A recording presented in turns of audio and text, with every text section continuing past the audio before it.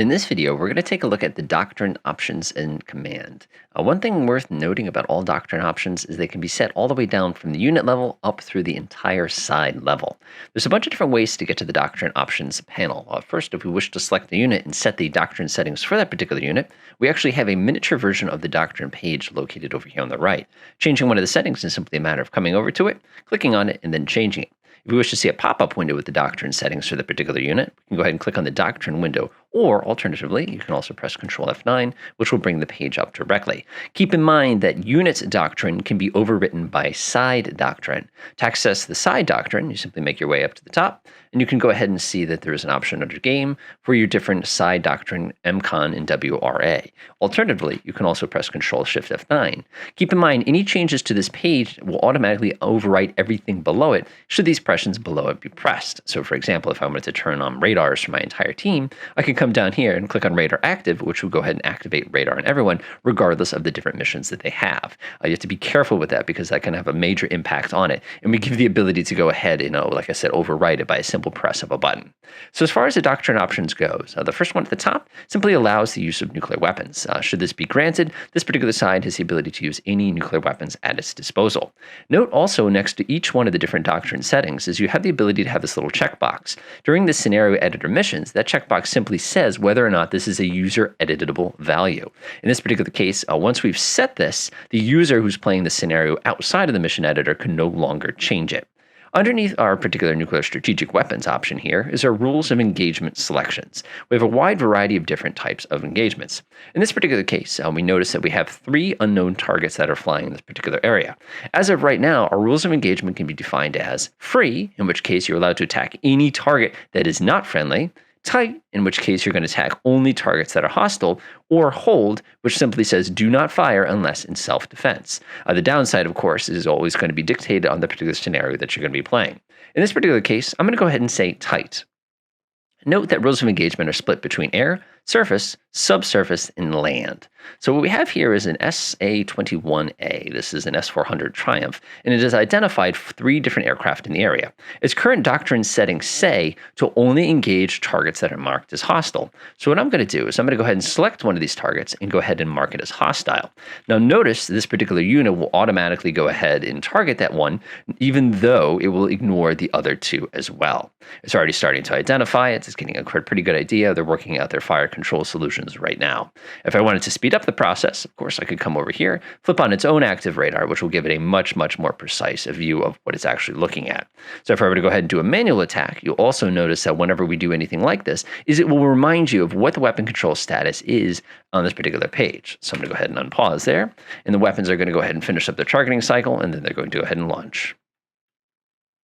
All right, we can see the weapon is now on its way to the target, and we also notice that those other 2 targets are not being engaged on account of the fact that the weapons release, the rules of engagement, have not been defined in such a way to allow it to engage unknown targets.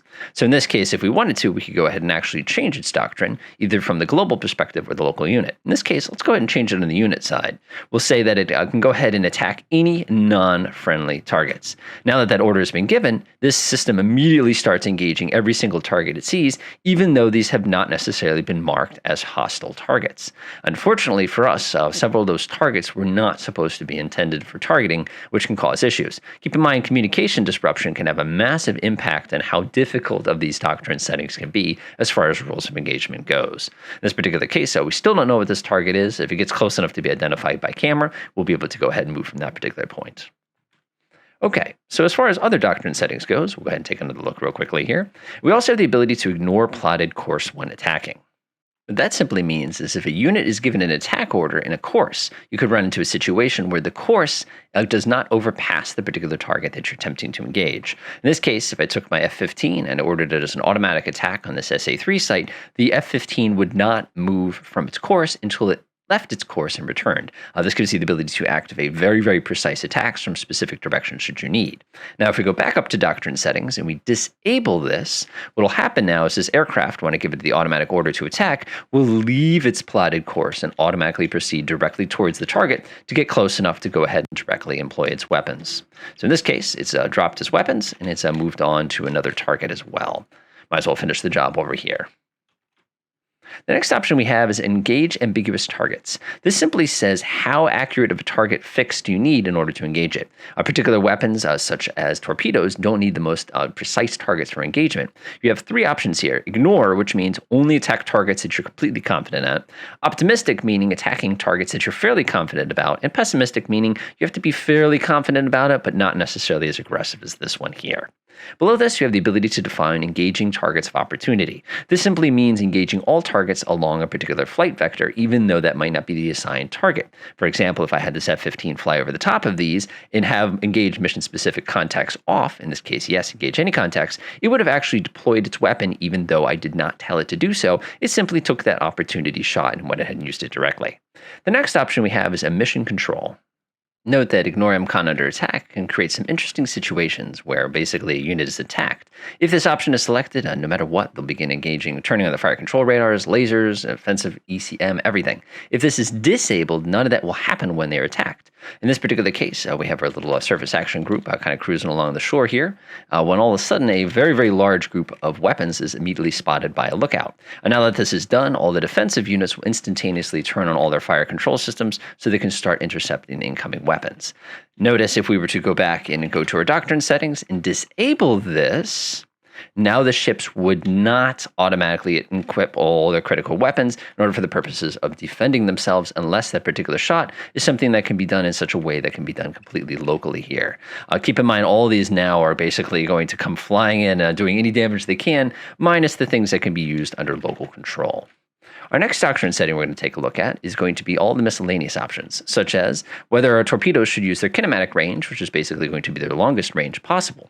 We can set that to be for automatic and manual launches only, or their practical range. Keep in mind the torpedo on launch by the platform will automatically select the appropriate speed of that particular weapon depending on what they're targeting. We have the ability to define automatic evasion, which simply says a unit that is attacked should automatically do some sort of evasive action. This can sometimes be counterproductive depending on the situation. We have the ability to go ahead and define whether or not refueling and underway replenishment can be defined. In this case, we can allow it. We can say don't refuel tankers with tankers, or we can disallow it. We can go ahead and use the selection, in which case you can pick the nearest tanker, the ones between us and the objective, or pick this one or go back to base should we need to. Down at the bottom, we also have the ability to refuel and replenish allied units as opposed to non-allied units. In this case, if we set this to no, or we can set receive and offload as well. On the right side, we have different types of air operations. The first one is going to be the surge air operations. This gives us the ability to define whether or not we have 6-hour typical reloads, or we're doing sustained operations, which can take many, many more hours. In this case, I'll go ahead and select surge. I'll go ahead and select our carrier group, which just was ambushed there. If I were to select, let's say, my F-18, let's go ahead and say I want to go ahead and ready arm it. You'll notice that the turnaround time for all of the surge is about 3 hours. The ready time for sustained operations is closer to 20 hours. This is an important doctrine setting because you could run into a situation where if I set this to sustained, now when I go to rearm my vehicles, it might be outside of the time available for the scenario. That may be desired depending on what you're doing. Below here, we can define whether quick turnaround is an option. Quick turnaround basically gives a unit the ability to quickly go ahead and have his weapons and refueling and then sent back into the fight. There's usually a limited number of times that it can be done. Notice you can either make this enabled for fighter and anti-submarine warfare only, or completely disabled.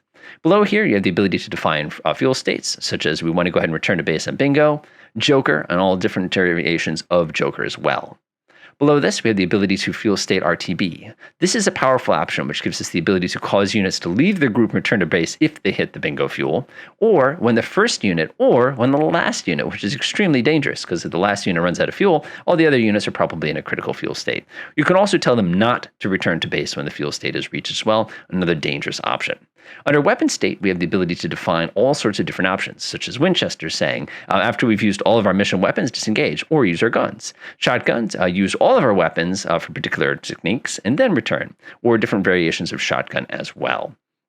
Keep in mind that this option can also be further refined by going to weapon state RTB and defining whether or not you want the individual aircraft to return to base, or when you prefer the last aircraft, just like we had under the fuel settings as well. Below this, we have the ability to define whether or not air-to-ground surface of chafing is available. In this case, we can turn this one on, which automatically ignores loadouts with only standoff weapons, or we can shut it off, in which case no target on the ground will be strafed by guns. Below this, we have the option to jettison ordnance. This simply says when an aircraft is attacked, to go ahead and and get rid of the ammunition or any sort of stores it's carrying, and to go ahead and lighten itself up to make it more difficult to be hit with a weapon. The advantage to this, of course, is this gives you the ability to save your units. The disadvantage is a lot of lost ordnance. Below here, we have our BVR engagement logic.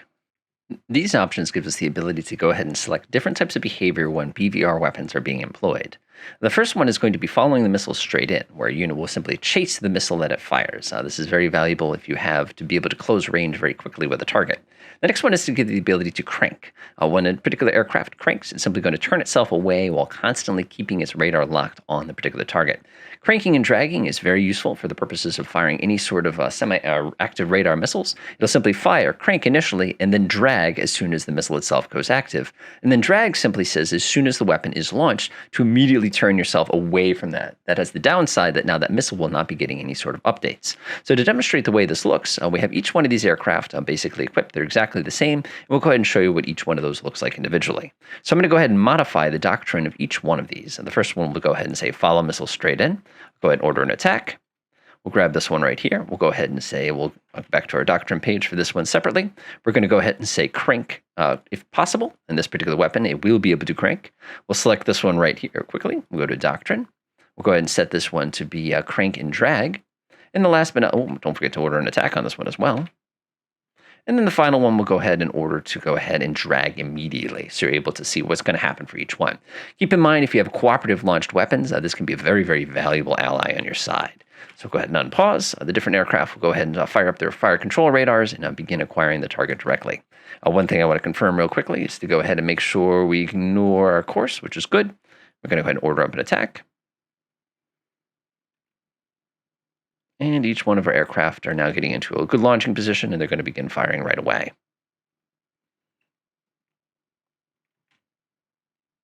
Now, as each one of these units launches its weapon, we can see exactly what it is doing here. In this case, this one's following the missile in. This particular aircraft, it says right here that it is cranking. This aircraft right here is cranking. And this one, the one that was designed to drag only, simply turned itself around and is basically running away. Meanwhile, all of our weapons reach their target and achieve what they're going for. The next item we're going to go ahead and take a look at is going to be anything as far as our anti-surface warfare is concerned.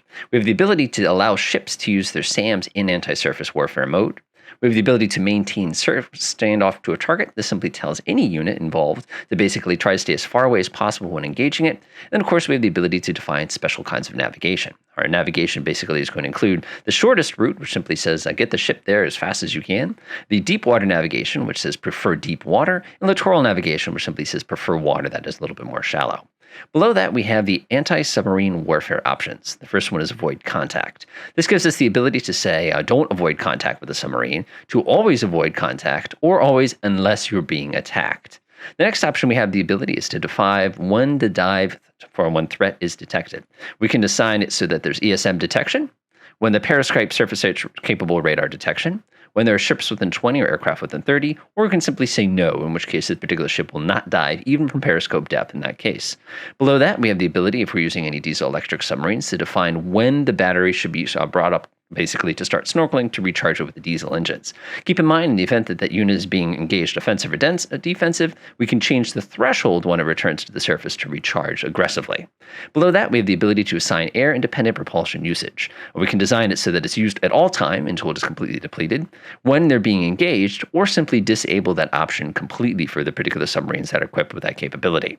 Below here, we have the ability to go ahead and do dipping sonar. When dipping sonar is basically going to be operated from different types of helicopters. We can make it so that it's something that automatically deploys when they're in hover in less than 150 feet, or we can define it so they only deploy it manually or when they're assigned to a mission. The interesting thing with this is basically you can have a helicopter which you park in the air and it'll automatically dip it down in the event that it's set to automatic here. And down here, we have the ability to define the different types of navigation for submarines as well. We can define them to be deep water navigation, under the CZ, or littoral, which is very similar to what we had before. Last but not least, on our Doctrine page, we have the ability to define land warfare navigation. This is exactly the same as we saw before. We can say give us the shortest route, or we can give us the direct route. That concludes it for Doctrine and ROE.